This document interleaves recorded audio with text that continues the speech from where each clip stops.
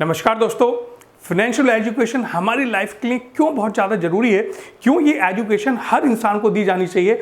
आज उस बात को मैं एक्सप्लेन करूंगा एक ज़बरदस्त रीज़न के साथ, यानी दोहरी मार। आपने टाइटल पढ़ा होगा ना, क्या वो दोहरी मार है जो हम लोगों को पड़ती है और क्या हम इस दोहरी मार के साथ फाइट करने के लिए तैयार हैं। तो गाइस, मैं बैसानी, फाउंडर ऑफ वॉचबुक, आज इस एजुकेशन को आपके साथ शेयर करूंगा। आप मुझे बताना, आपने ये एजुकेशन स्कूल कॉलेज से ली या नहीं ली, या आपको ये चीज़ सिखाई गई या नहीं सिखाई गई, और ये लाइफ के लिए कितना ज़्यादा जरूरी है। आज हम इसके बारे में डिस्कशन करेंगे। तो गाइस, दोहरी मार, इस दोहरी मार से मतलब क्या है।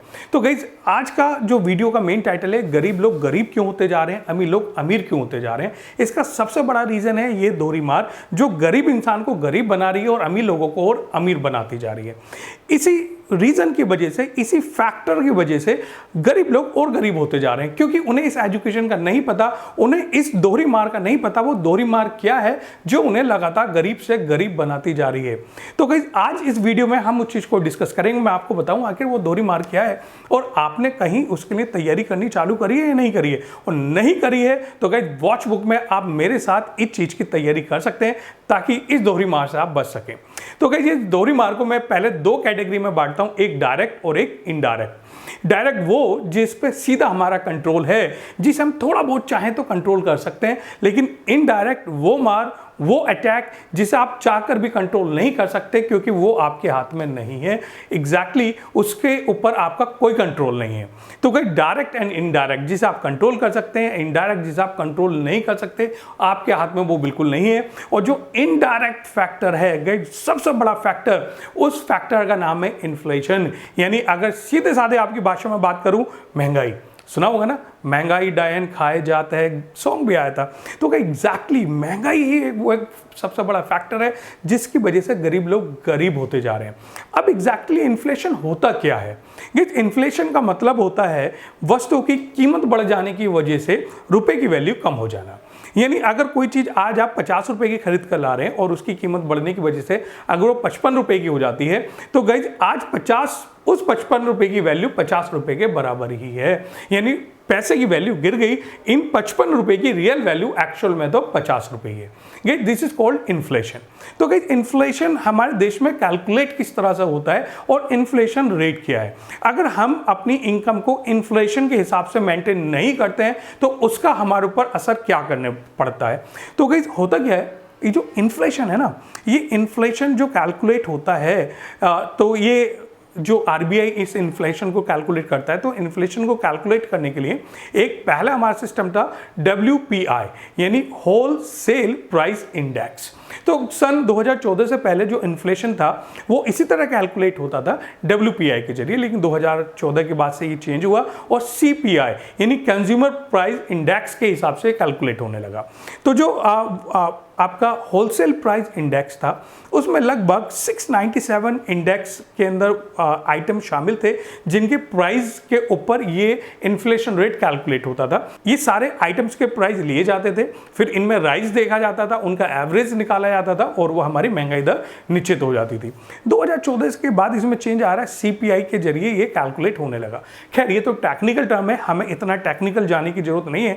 हमें जो समझने की चीज़ है वो ये कि ये इन्फ्लेशन रेट होता क्या है, जो हर साल पैसे की वैल्यू कम करती चली जाती है। यानी अगर आपके खर्चे ना बढ़ें तो सेम खर्चे को मेंटेन करने में अगले साल आपको ज़्यादा पैसे खर्च करने होंगे। यानी अगर आपको 1 लीटर दूध रोज लेना है, तो आज अगर उसकी कीमत 50 रुपये है और अगले साल रेट बढ़ जाते हैं और 55 रुपये का 1 लीटर दूध हो जाता है, तो सेम क्वांटिटी खरीदने के लिए आपको 55 रुपये खर्च करने पड़ेंगे। यानी सेम अमाउंट, सेम खर्चा करने के लिए हर साल हमें ज़्यादा पैसे खर्च करने पड़ते हैं, राइट। तो इंडेक्स वैल्यू, अगर मैं 10 साल की इंडेक्स वैल्यू की बात करूं, केवल 2010 से, ये साइड में देखिए चार्ट आ रहा होगा इंडेक्स वैल्यू का, जिसमें 2010 में 11.99% हमारी महंगाई दर थी। यानी पैसे की वैल्यू 12% से कम हो रही थी।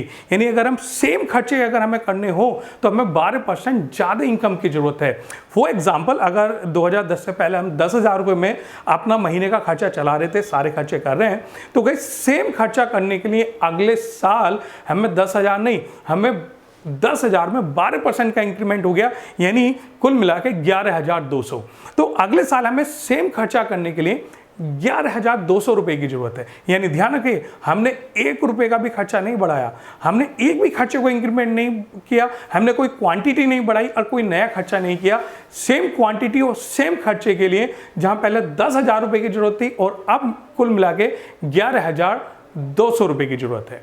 तो गाइस, इन्फ्लेशन इस तरह हम पर असर डालती है। और अगर 10 साल की इंडेक्स वैल्यू देखें तो 10 साल की इंडेक्स वैल्यू में आप देखिए किस तरह से महंगाई दर लगातार चलती आ रही है। और अगर इस इंडेक्स वैल्यू के हिसाब से अगर हम चलें तो गाइस, इंडेक्स वैल्यू ये कहती है कि अगर 2010 से पहले हमारा घर का खर्चा 10,000 रुपये महीने का है, तो आज 2020 के बाद यानी 2021 में अगर इसी हिसाब से महंगाई दर चलती रही तो हमें अपने घर का खर्चा चलाने के लिए कुल मिला के 21,500 रुपये के लगभग पैसे की जरूरत पड़ेगी। यानी वही खर्चा नहीं बढ़ा है, सेम खर्चा, सेम चीज़ें खरीद रहे हैं, सेम क्वांटिटी खरीद रहे हैं।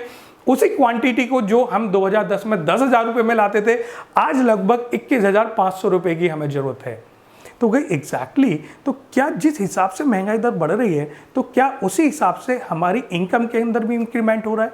क्या लगातार इनकम इतनी बढ़ रही है? अगर इसी महंगाई दर को मैं एवरेज में निकालूं तो करीबन 7.5%, 7.4% महंगाई दर आती है। इट्स मीन अगर आज मेरा खर्चा 20,000 रुपये में चल रहा है तो हर साल मुझे सेम खर्चा करने के लिए 7.5% एक्स्ट्रा इनकम की जरूरत होगी। यानी 1,500 रुपये लगभग हमें हर महीने चाहिए। यानी अगर आज 20,000 में चल रहा है तो अगले साल सेम खर्चा करने के लिए हमें लगभग 21,500 रुपये चाहिए।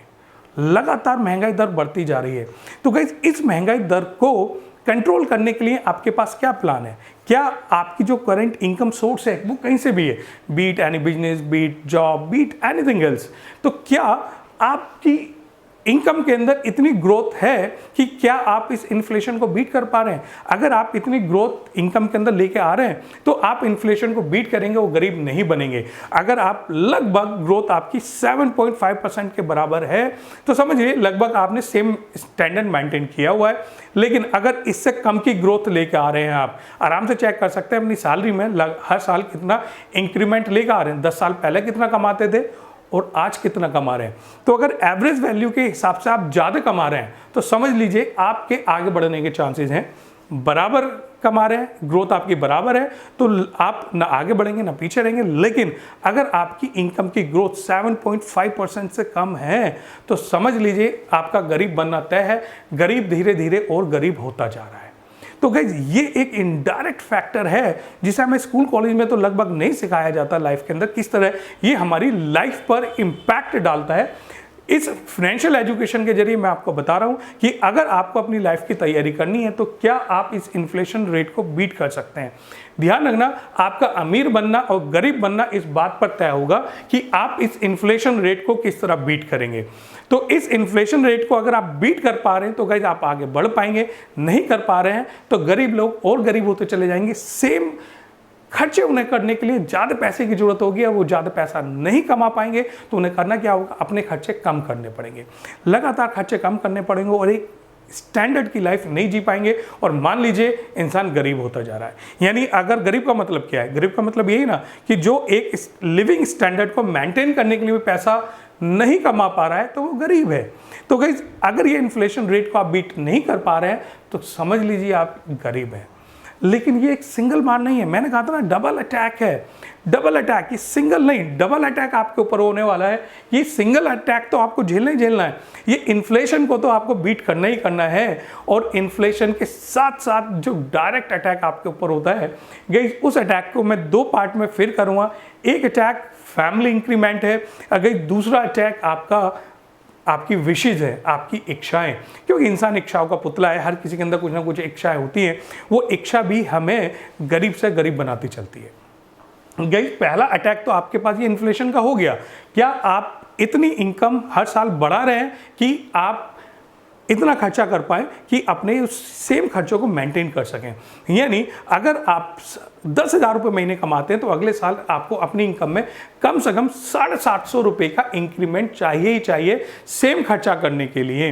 यानी खर्चे कुछ नहीं बढ़े, सेम खर्चा करने के लिए 750 का इंक्रीमेंट चाहिए। तो चेक कीजिए आप इतना इंक्रीमेंट ला पा रहे हैं या नहीं ला पा रहे हैं। और मैं बताऊंगा ये जो मैंने लास्ट 10 ईयर का निकाला है ना, तो इसमें केवल 2-3 साल महंगे गए, बाकी तो काफ़ी इन्फ्लेशन रेट कम है। लेकिन अगर इससे पहले का और निकाल लें तो इन्फ्लेशन रेट काफ़ी ज़्यादा था, एवरेज हमारा 7 से बढ़ के कहीं ऊपर पहुंच जाएगा।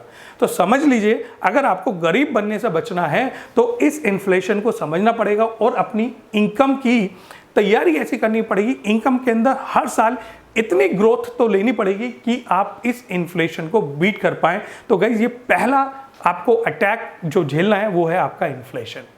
गाइस दूसरा अटैक जो डायरेक्ट है वो है आपका फैमिली इंक्रीमेंट।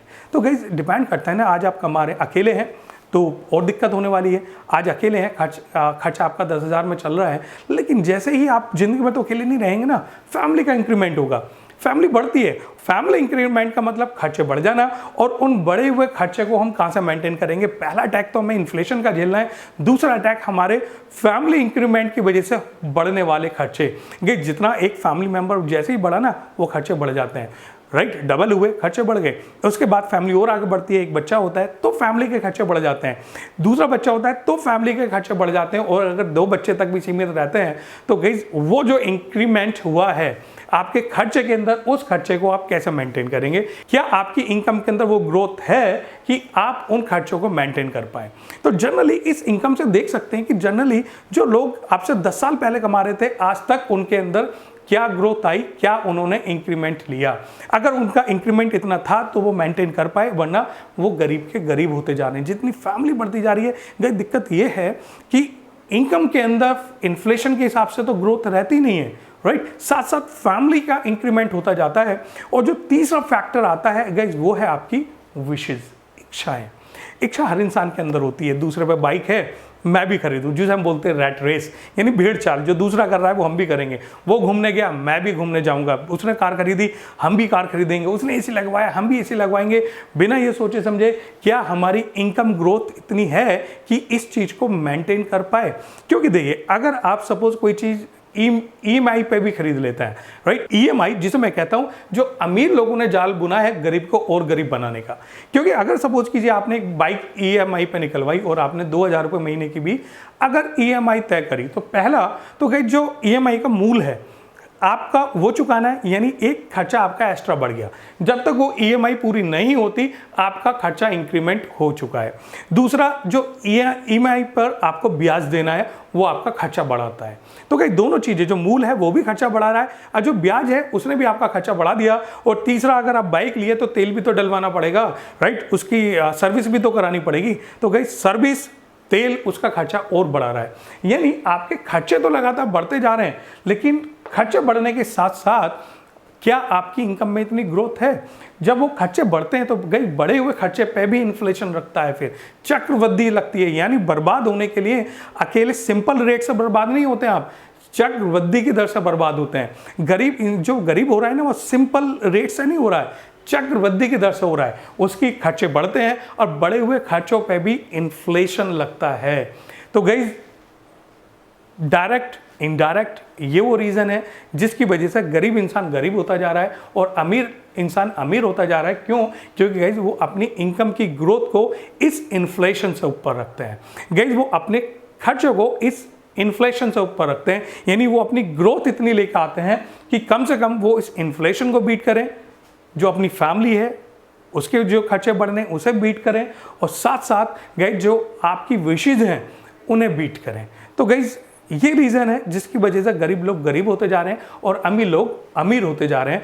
अगर आपको इससे बचना है तो ज़रूरी है कि आप अपनी इनकम सोर्स, जो भी आपका इनकम सोर्स है, उसके अंदर कम से कम अगर मैं कहूँ तो इन्फ्लेशन के हिसाब से 7.5% से ज़्यादा, यानी 7.5% से ज़्यादा तो आपको ग्रोथ रखनी ही है। यानी अगर आप 10,000 कमा रहे हैं तो कोशिश ये करनी है कि अगले साल तक 10,750 मिनिमम हो सेम खर्चा करने के लिए। लेकिन गाइस हमारी लाइफस्टाइल ऐसी है कि हर साल खर्चे बढ़ते जा रहे हैं। आपसे 10 साल पहले इंटरनेट नाम की चीज़ नहीं हुआ करती थी, आज इंटरनेट इतना ज़्यादा पॉपुलर है, उसका खर्चा बढ़ गया।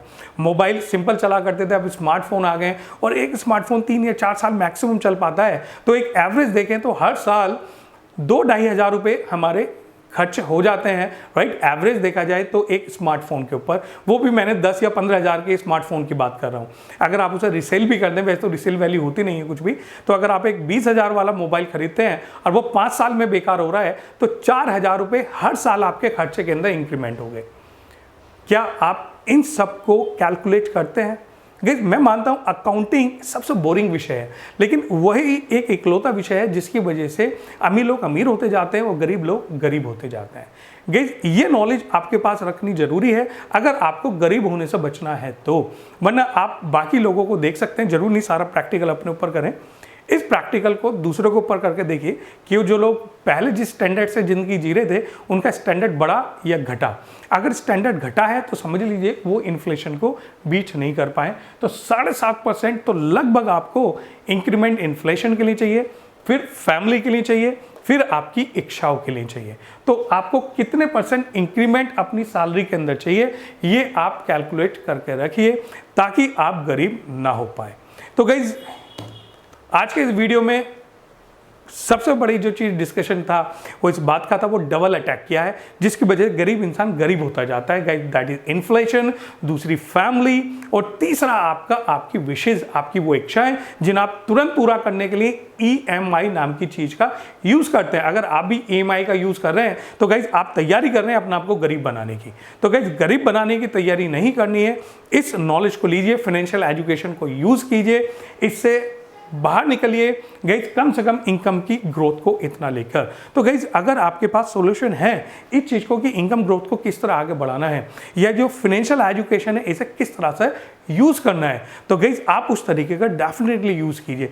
लेकिन अगर आपके पास कोई सोर्स नहीं है इस इनकम ग्रोथ को आगे बढ़ाने का, तो गाइज मैं आपको बताता हूँ वॉच बुक हमने इसी के लिए बनाया है ताकि हम आपको एक ऐसा प्लेटफॉर्म दे पाए कि आप कम से कम इन्फ्लेशन को बीट करना सीख जाएं।